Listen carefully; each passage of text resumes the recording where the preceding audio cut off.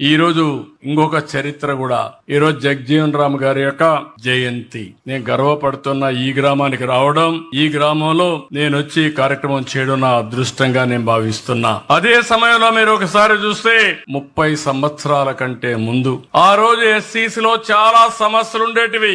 ఆ రోజు చాలా ఆందోళన జరిగాయి. అందులో కూడా ఎస్సీల్లో కొన్ని వర్గాలు వెనకబడి ఉన్నామని ఆందోళన చేస్తే నేను ఆ రోజు ఒక నిర్ణయం చేశాను.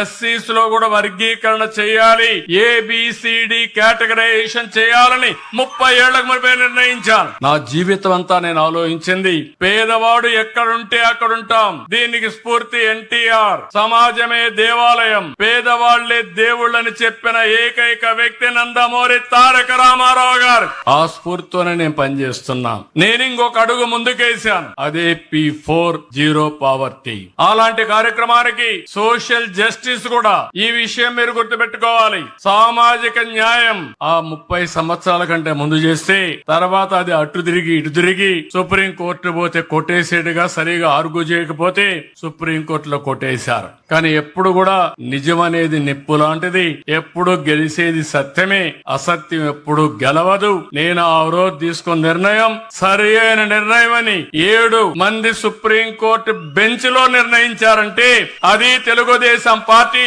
30 ఏళ్లకు మునుపు చేపట్టిన కార్యక్రమం. మళ్ళీ ఈ రోజు ముఖ్యమంత్రిగా నేనే ఉండి మళ్ళీ ఆ నిర్ణయాన్ని అమలు చేసే అవకాశం నాకు వచ్చిందంటే అది నా పూర్వ జన్మ సుకృతంగా భావిస్తున్న ఒక వర్గం అని కాదు.